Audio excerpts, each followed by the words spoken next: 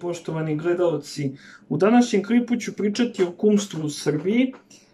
Generalno, kumstvo u Srbiji je dosta važno u većini slučajeva. Znači, ili kumu tuca ženu, ili se kumovi uzimaju iz finansijskog interesa, u smislu da jedan ima manje para pa muze ovog drugog.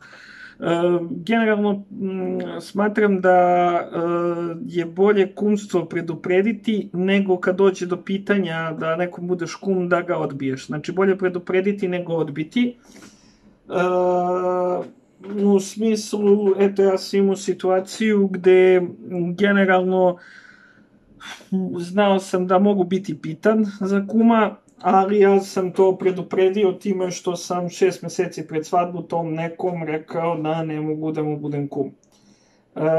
Ne treba se mešati u tuđi odnos, nikada, ali ako hoćete da vam neko bude kum ili ako vas neko pita da mu budete kum, vi morate, prvenstveno ako vas neko pita da mu budete kum, vi morate da imate realnu sliku, sagledanu realnu sliku o tom čoveku i ne može kum da bude bilo ko.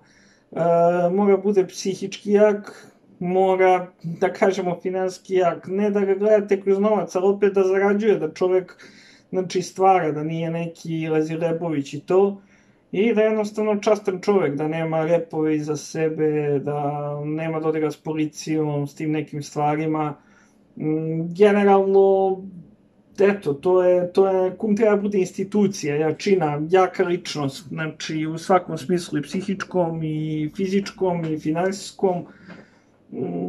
Jednostavno i ne treba da bude ni papučar u vezi, znači mora svugde da se pojavi i jednostavno svojim stavom da pleni, da bude institucija, znači to je kum, jednostavno institucija.